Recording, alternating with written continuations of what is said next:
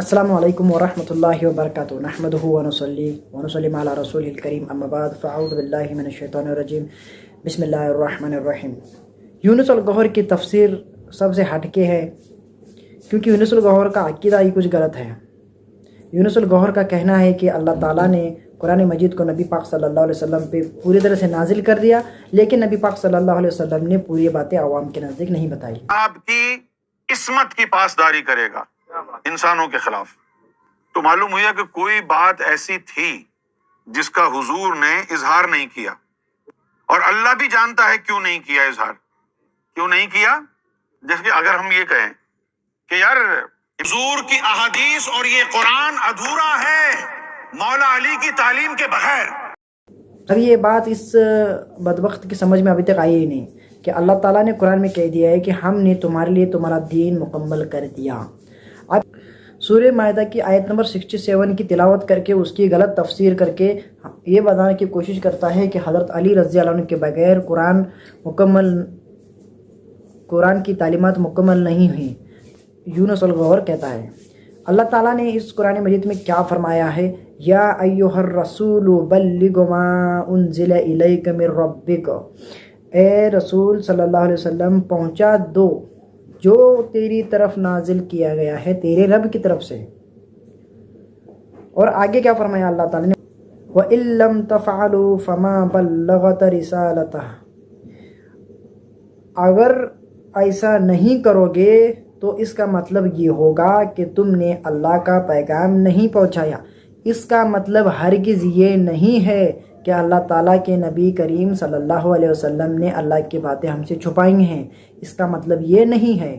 اس کا مطلب یہ ہے کہ نبی پاک صلی اللہ علیہ وسلم کافروں سے بچنے کے لیے، نبی پاک صلی اللہ علیہ وسلم کے دشمن زیادہ ہو گئے تھے، کافر نبی پاک صلی اللہ علیہ وسلم کی جان کا دشمن ہو گیا تھا، نبی پاک صلی اللہ علیہ وسلم کو مارنے کی کوشش کی جا رہی تھی، نبی پاک صلی اللہ علیہ وسلم کو قتل کرنے کی کوشش کی جا رہی تھی۔ تو نبی پاک صلی اللہ علیہ وسلم نے پہرے دار لگائے تھے۔ اما عائشہ رضی اللہ عنہ بیان کرتی ہیں کہ ایک رات رسول اللہ صلی اللہ علیہ وسلم نہیں سو رہے تھے، میں بھی آپ کے ساتھ ہی لیٹی ہوئی تھی۔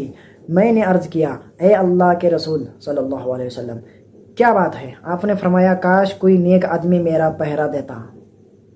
تھوڑی دیر ہی گزری تھی، میں نے ہتھیار کی جھنکار سنی۔ رسول اللہ صلی اللہ علیہ وسلم نے پوچھا، کون ہے؟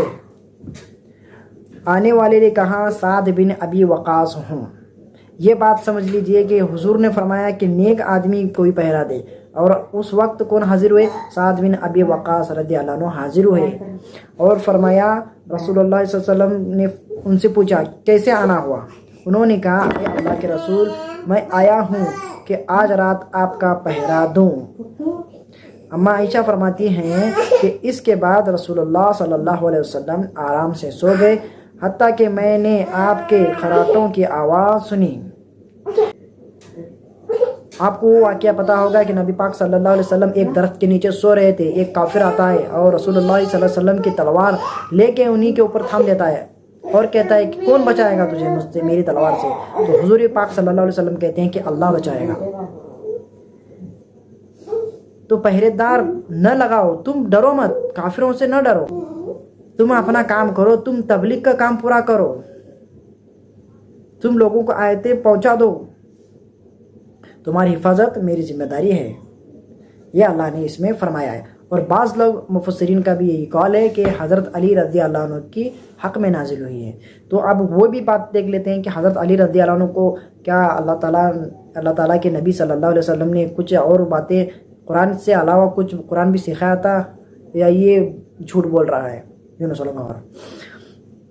حضرت علی رضی اللہ عنہ سے ایک صحابہ سوال کرتے ہیں، ابو جحیفہ رضی اللہ عنہ نے حضرت علی رضی اللہ عنہ سے پوچھا، کیا آپ اہل بیت کے پاس کوئی اور کتاب ہے؟ آپ نے انہیں فرمایا، نہیں، مگر اللہ کی کتاب یا کتاب اللہ کی وہ سمجھ ہے جو کسی مسلمان آدمی کو عطا کی جائے۔ اللہ نے اتنی سمجھ کسی مسلمان کو جو عطا کی جاتی ہے اتنی ہی اللہ نے مجھے عطا کی ہیں۔ کوئی مزید قرآن، کوئی زیادہ قرآن نبی پاک صلی اللہ علیہ وسلم نے حضرت علی رضی اللہ عنہ کو نہیں سنایا۔ یہی بات ہے، انہوں نے حضرت علی رضی اللہ عنہ کا، میں نے حضرت علی رضی اللہ عنہ کہتے ہیں یا جو اس صحیفے میں ہے. انہوں نے پوچھا اس صحیفے میں کیا ہے؟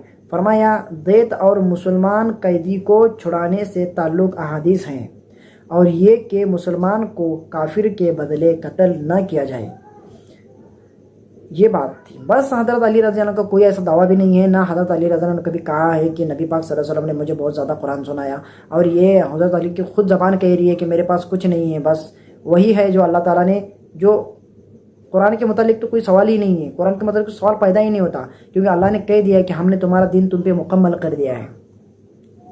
اور کوئی یہ کہتا ہوگا کہ نبی پاک صلی اللہ علیہ وسلم نے وہی کا کچھ حصہ چھپا لیا، تو اما عائشہ رضی اللہ عنہ کہتی ہیں کہ جو شخص یہ کہتا ہے کہ نبی پاک صلی اللہ علیہ وسلم نے بات چھپائی ہے وہی کی، تو وہ نبی پاک صلی اللہ علیہ وسلم پہ جھوٹ مونتا ہے، یعنی وہ جھوٹا ہے، اور جھوٹوں پہ اللہ کی لعنت ہے، تو ہم جانتے ہیں. اور نبی پاک صلی اللہ علیہ وسلم کا وہ بھی قول یہاں ملا لیجئے، جو شخص مجھ پہ جھوٹ باندھتا ہو اسے چاہیے کہ وہ اپنا ٹھکانہ جہنم میں بنا لے. یونس الگوہر کی تفسیر بہت الگ الگ طریقے کی ہوتی ہے. یہ بات کو گھما کے حضرت علی رضی اللہ عنہ کی شان بیان کرنے کے لیے تفسیر کو گرا دیتا ہے. قرآن مجید کو یہ ثابت کرنے کی کوشش کرتا ہے کہ اللہ تعالیٰ کے علاوہ بھی کسی کو اللہ کہا جا سکتا ہے. یونس الگوہر کا یہ عقیدہ ہے کہ وہ حضرت علی کو کہتا ہے کہ حضرت علی کو اللہ کہنے سے کچھ نہیں ہوتا، چلے گا. کسی نیک شخص کو اللہ کہا جا سکتا ہے، نعوذ باللہ من ذالک. یہ عقیدے ان لوگوں کے ایسے گندے ہیں. اور یہ کہتے ہیں کہ یونس الگوہر کا یہ عقیدہ بھی ہے کہ اس کا جو اس کا بڑا تھا نا، وہ کون، گوہر شاہی کو یہ امام مہدی علیہ السلام مانتے ہیں، اور امام مہدی علیہ السلام آ کے چلے بھی گئے، قیامت ابھی تک نہیں آئی. تو اس کا یہ بھی عقیدہ ہے کہ امام مہدی علیہ السلام کی شکل میں گوہر شاہی اور زمین پہ نزول کرے گا واپس. حضرت عیسیٰ علیہ السلام کے آنے کے بعد وہ آئے گا واپس. جو شخص صبح اٹھ کے چہرہ بھی نہیں دھوتا وہ کیسے مہدی علیہ السلام ہو سکتا ہے؟ اور عوام کو پتہ بھی نہیں چلا، مہدی السلام آ کے چلے بھی گئے. یہ ایک بہت خیانت کرتا ہے یہ دین اسلام میں. اس نے بہت بدترین عمل کیا ہے جو کہتا ہے کہ مولا علیہ السلام کے تعلیمات کے بغیر قرآن اور حدیث ادھورے ہیں. ایک جھوٹ ہے. اسی لیے اماں عائشہ رضی اللہ عنہ کو ہی ارشاد اگر دیکھ لیں گے کہ جو شخص یہ کہتا ہے کہ حضور نے باتیں چھپائی ہیں وہی کی، تو وہ جھوٹا ہے.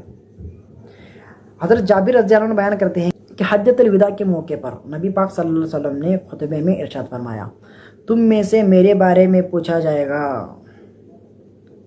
تو تم کیا جواب دو گے؟ حضور پوچھ رہے ہیں صحابہ سے. صحابہ کرام نے فرمایا ہم سب گواہی دیں گے کہ بے شک آپ نے پیغام رسالت کو پہنچا دیا اور پہنچانے کا حق ادا کیا، اور یہ کہ آپ نے خیر خواہی فرمائی. اس پر آپ نے اپنی انگلی آسمان کی طرف اٹھاتے ہوئے اور صحابہ کی طرف اشارہ کرتے ہوئے فرمایا، اے اللہ تو گواہ ہو جا، اے اللہ تو گواہ ہو جا. حجۃ الوداع کے موقع کا یہ بیان ہے. حجۃ الوداع کے موقع پر نبی پاک صلی اللہ علیہ وسلم نے یہ بھی فرمایا تھا کہ میں تمہارے درمیان میں 2 چیزیں چھوڑ کے جا رہا ہوں، ایک قرآن اور دوسری سنت. یہ بھی ہمیں سمجھنے کی بات ہے. جس نے قرآن کی تعریف کر دی اور قرآن کو ادھورا بتانا اور امت کو گمراہ کرنے کا کام ہی کر رہا ہے. اس کے فالوورز بہت زیادہ ہیں اور ویڈیو بھی بہت زیادہ لوگ دیکھتے ہیں، کیونکہ اس کے بولنے کا انداز بھی بہت خوبصورت ہے، لیکن الفاظ صحیح نہیں ہیں. الفاظ بھی صحیح ہونی چاہیے، بھلے یہ بولنے کا انداز صحیح نہ ہو. وہی بات بتائیں جو اللہ اور نبی صلی اللہ علیہ وسلم نے ہمیں تعلیمات میں دی ہوئی ہیں.